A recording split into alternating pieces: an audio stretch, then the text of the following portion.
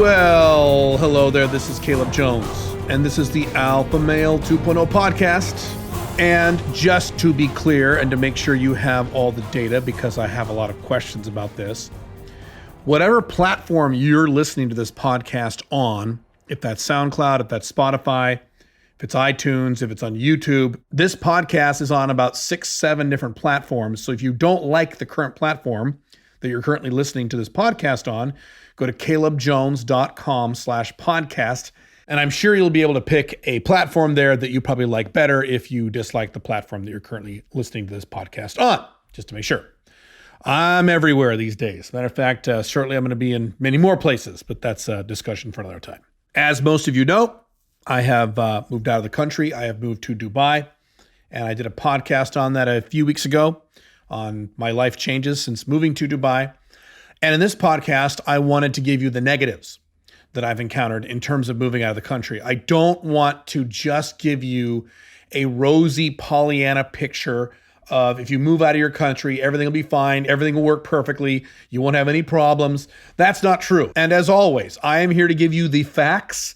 I am here to give you objective reality, unlike most other content providers who are there to give you their emotions and their feelings and how they think things should work and how they wish things would work. I'm here to tell you how things actually work. So although moving out of the country was one of the best decisions of my entire life, and this is a decision that is going to benefit all aspects of my life, not only now, but it will compound over time, next 5 years, 10 years, 20 years plus, because of this decision. So this is a fantastically good decision. I would have made this decision, even if it was 10 times harder to do, I still would have made the same decision. At the same time, there have been some problems and there's been some issues in making this transition. And some of these issues I expected. I planned on having problems. When you make a transition in your life this large, you're going to have some issues. Some of these things I did not plan on, and I'll go into those in a minute. When you make a transition this large, you'll encounter some problems. You'll encounter some hiccups. You'll encounter things that piss you off. You'll encounter things that bother you, at least temporarily. You'll encounter things that piss you off, at least temporarily. You'll encounter a lot of inconveniences. And that's just the way it goes. That's the price you pay for making a transition this large. Now, here's the good news. The good news is that the majority of these problems that I've experienced, I'm going to go through all of them in a second, are because I have, unlike most of you listening to this podcast, I have a lot more life infrastructure than most of you. So most of you, at least statistically and based on the analytics, most of you, or at least the plurality of you, are under the age of 35. You're under the age of 35, you probably don't have a wife like I do. You probably don't have an animal in your life. She has a dog. You probably don't have that. You probably don't have multiple companies like I do. You probably don't have a lot of the infrastructure that I have built up over the last 50 years of my life. I'm about to turn 49. And so when you are young and you don't have a girlfriend, you don't have a wife, you don't have a lot of, investments in businesses and a lot of those kinds of things, it's actually easier to make this transition in terms of moving out of the collapsing Western world and into a less bad country. So you will not have, most likely, the problems that I have had or the inconveniences that I have had. You might, but you probably won't, or you probably won't have as many. Now, for you older guys, you guys are in my age range. If you're in your 40s, 50s, or beyond, and you've got kids, you've got a wife, or at least a significant other, you've got, business interests, you've got investments, maybe you have real estate, what have you, then yes, you're going to encounter a little more problems when you make this transition. And again, I want to reiterate, these problems are still worth it.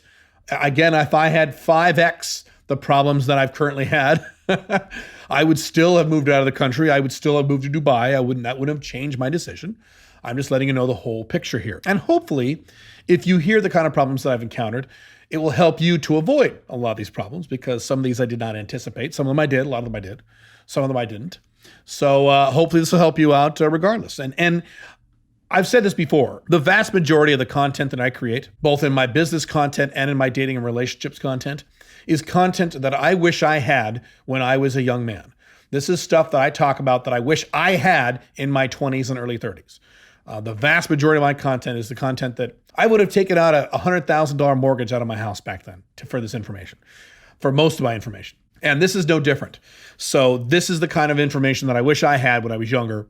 And so you can learn not only from the techniques that I've used in my life that worked, but also the problems that I've had, at least in my past. I've had a lot of problems in my life lately, but things like when I got divorced years ago and things like that, you can also learn from my failures and my mistakes to avoid those things. So, few things that have come up in no particular order. Well, actually, I'll give you the biggest one first. So the biggest one is my wife, Pink Firefly, unfortunately, I've mentioned this before, has a dog. Now, it's barely a dog. It is what's called a teacup Yorkie. It's 3 pounds. It literally fits the palm of your hand. I mean, barely, but it's a teeny tiny little thing.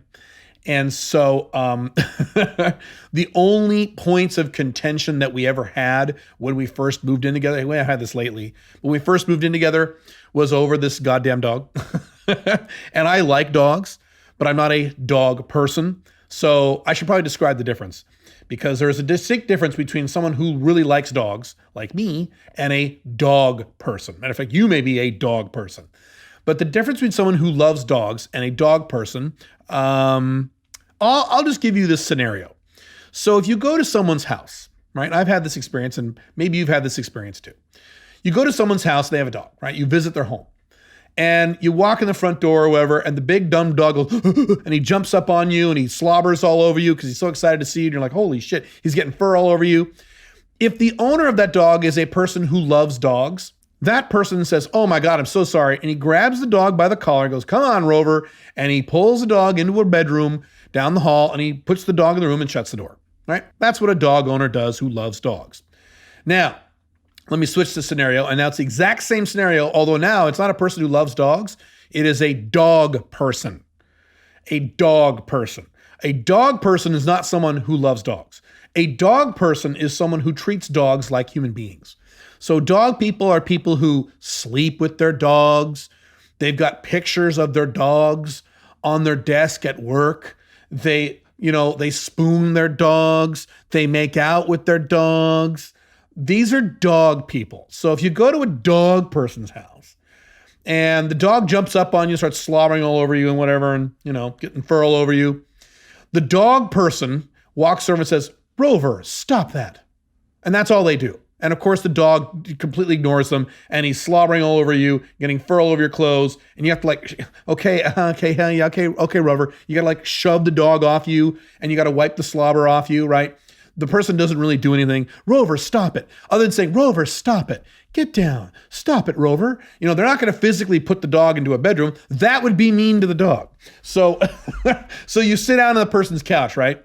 I know you've had this experience. I've had it throughout my life. You sit down on the person's couch, and the dog runs right over to you and shoves his snout right in your crotch, right in your crotch. He jams his snout right up your ball sack. And so now he's, you got slobber and you got the slime coming out of his nose. You're getting all of your pants. And you're like, okay. And finally you can't stand it. So you shove the dog, not hard. You don't hurt the dog. You finally shove the dog because the dog person owner isn't doing shit about it. And then the dog person owner, when that person sees you shove their dog, they look at you and go, oh, you don't like dogs? Okay, so that's a dog person. No, dumb fuck, I love dogs. I don't like dogs' snouts shoved up my ball sack. Thank you very much. Okay, so my wife, my lovely, wonderful wife, as well as my daughter, by the way, are both dog people. And so they worship their dogs. Their dogs are like their children. Matter of fact, in many respects, Pink Firefly's dog is her child. Because Pink Firefly has no children, she will never have any actual human children. So this is a surrogate child. And by the way, what few women in the universe who never have children, these women generally have cats or dogs. The old story about the crazy cat lady, right? Well, that's why they do it. These are surrogate children. So in a way, this is her fucking child. And so we discovered in this process of me moving out to Dubai, or us moving to Dubai, that there would be a 4-month delay, a 4-month process to get the dog approved to import it into the country of Dubai. And kind of a problem. 4 months is a long time. And I could give you all the details on what is required and why it took 4 months, but just it's not super relevant. Some countries are very strict about the importation of animals. Australia is very, very strict. Dubai is actually less strict than a lot of countries. Although even in Dubai, there are some breeds of dogs that aren't even allowed. So we're lucky that her breed was allowed. But anyway, it was going to take 4 months. And the total fees to bring the dog in was something like, I forget now because this is, a few weeks ago, something like $5,000 or $6,000 just to bring the fucking dog into an airplane into the country from another country. So we discovered this, into the process where I was already, getting plane tickets to come out and And so when we discovered this, her and I sat down and looked at options. And of course, option one was, hey, you could always get rid of your dog, but she is a dog person. So the answer is hell no. The dog is my baby. Okay. And so option two that she told me, and she goes, well, you could just move back. Because I was actually in Dubai when this occurred. So she said, you could just move back to the United States for another 4 or 5, 6 months this year. And, and I said, hell no. I am never moving back to the collapsing United States. Fuck the United States. I'll visit there. I'm never going to live there. Are you kidding me? No, no, no. Plus, it would fuck up a lot of my tax plans for this year, which is the entire reason, or at least reason number one, that I'm doing this. So that wasn't an option. So we went round and round, looked at different options. The plan originally was for us to fly out to Dubai and then find an apartment for both of us that we would settle in long term. And so as we kind of screwed around, she basically said, okay, well, I'll stay here for 4 months or 3 months, whatever it was. Go ahead, go to Dubai. I could fly back and visit her. She could fly and visit me for 4 months. It'd be, it's bad, but we could handle 4 months. It wouldn't be 4 contiguous months. It would just be a few weeks at a time over a 4-month period.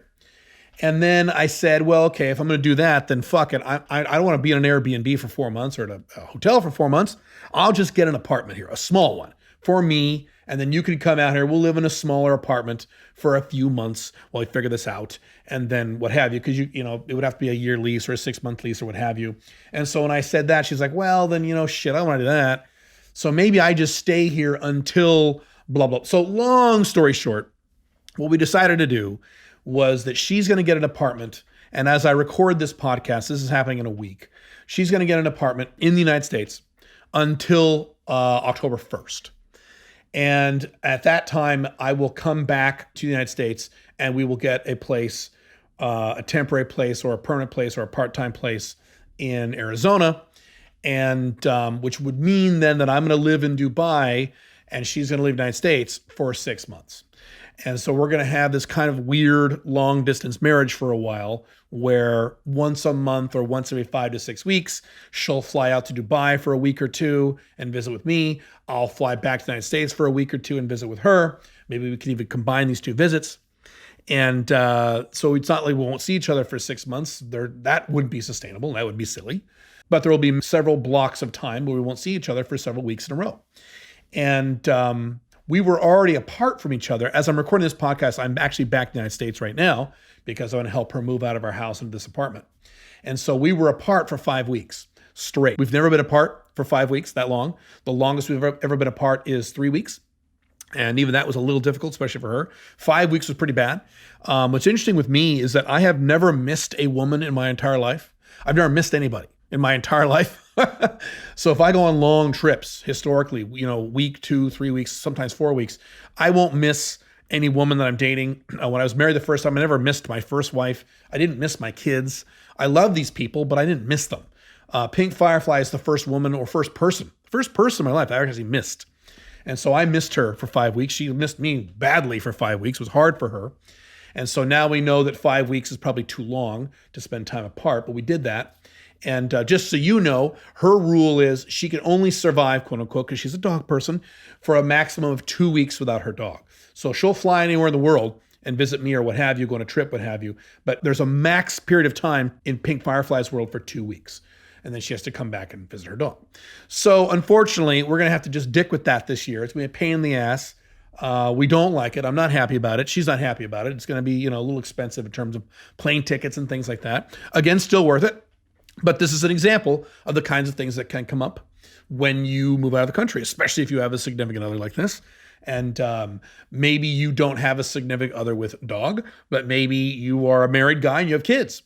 And unfortunately, a lot of guys use their kids as an excuse. Well, I can't move out of the country, Caleb, I have kids. Horse shit. I've seen lots of guys move out of the country with kids, including small kids. I've seen profiles on YouTube of guys who've done this. I've talked to 2 or 3 guys who've done this. Tim Ferriss has profiled a lot of guys who've done this.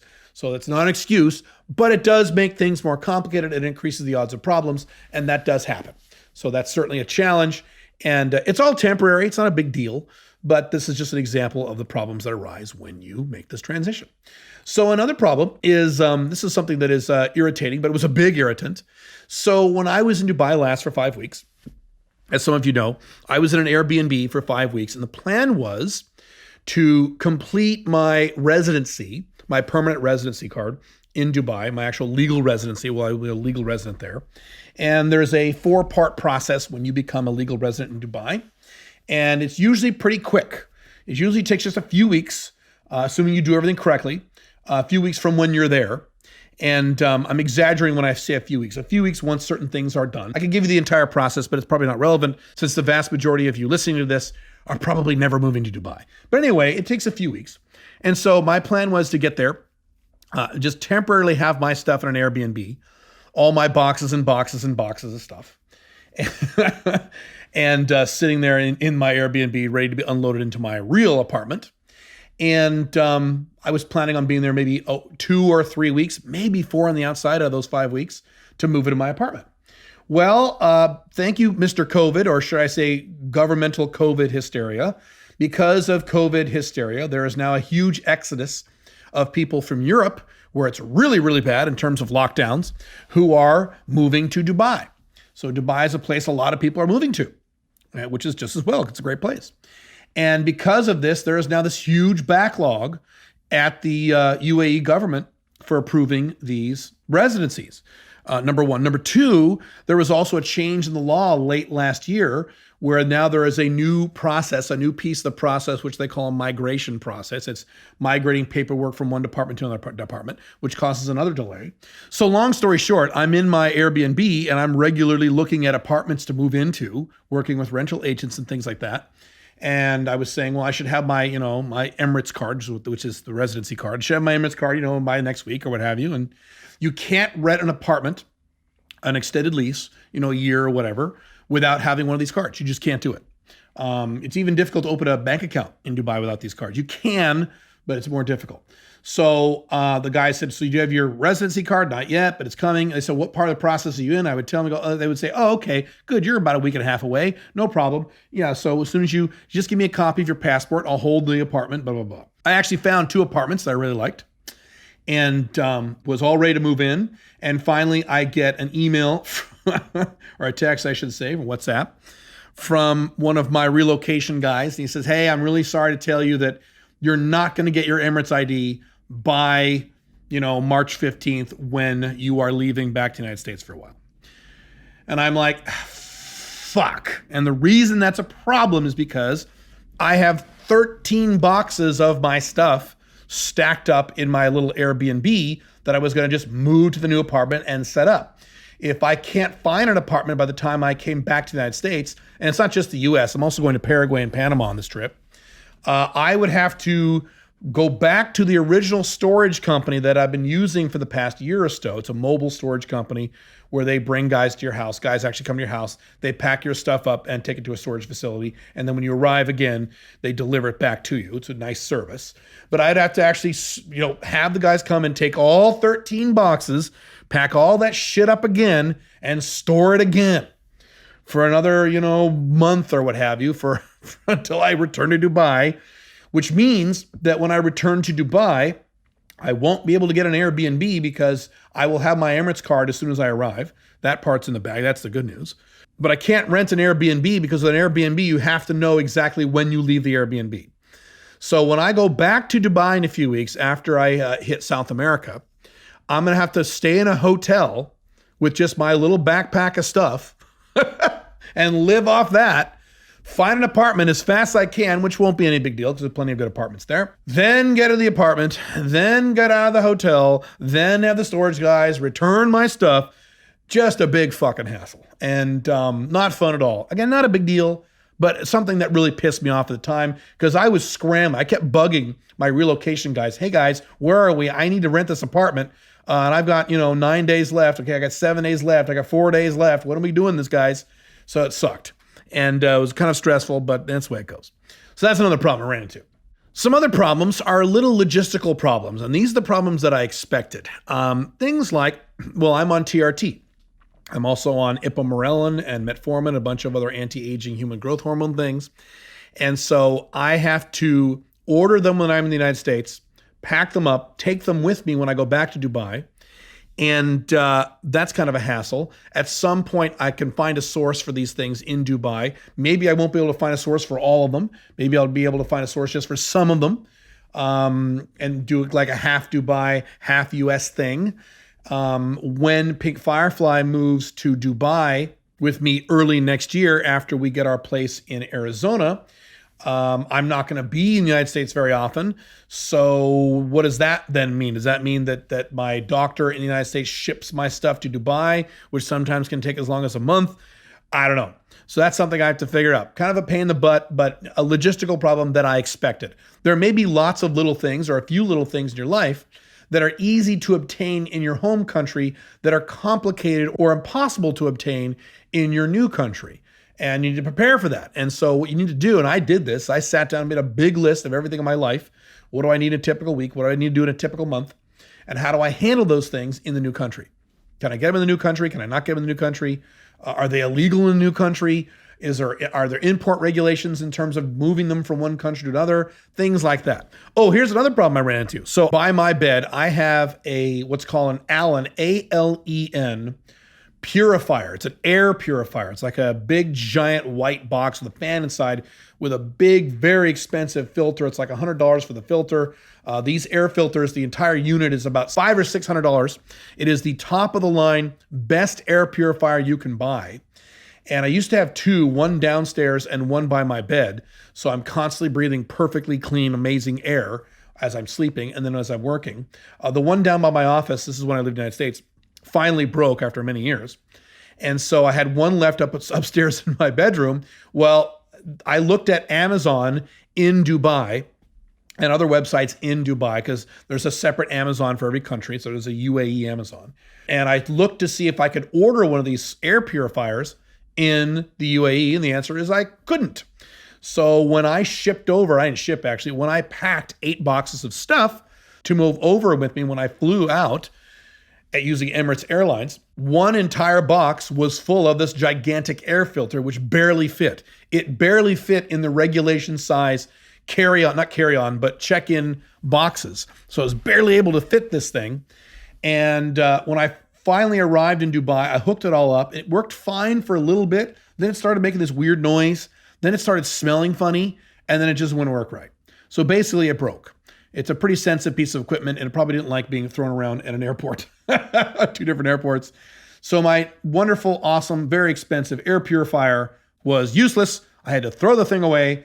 And so now if I want that air purifier, and I do, I have a lot of extra filters for it and things, I'm going to have to order it in the United States, most likely, and ship it to Dubai, which will take a fucking month. And I can't ship it now because I don't have a shipping address set up in Dubai yet because I don't have an apartment. See, these problems kind of cascade on each other. So what I'm gonna have to do is once I get my apartment, get settled over there, I'll have to have Pink Firefly or my business manager, the Ginger Ninja, one of those two people, I have to order this thing on Amazon and then receive it and then immediately turn around and ship it to my address in the UAE, which may take a month. And it's gonna cost $1 billion to ship. And that's just the way it goes. So that's another problem.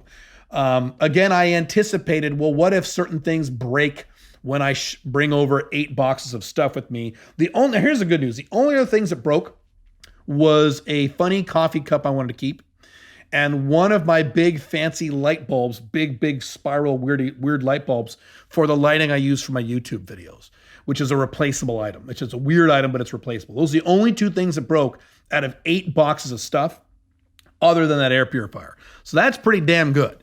That's actually better than I was expecting, because I was expecting a few things to break. So I was kind of impressed with that. Emirates Airlines, as I mentioned before in YouTube videos, is the number 1 or number 2 best rated airline in the world.